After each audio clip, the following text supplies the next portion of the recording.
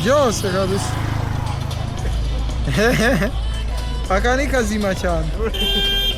ubu byose mba mbifite aka ngaka si n'umuntu wakaniye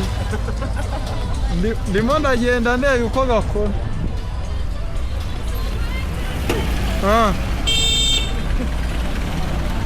ngo iki mana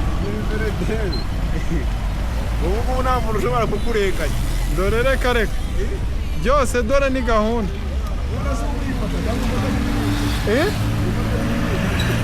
dore iby'imbere nako karabifata si ngibiriya nta kintu polisi yakubaza bakubwiye ko bakurenganije bahita ubereka ibyabaye imbere cyane sawa mani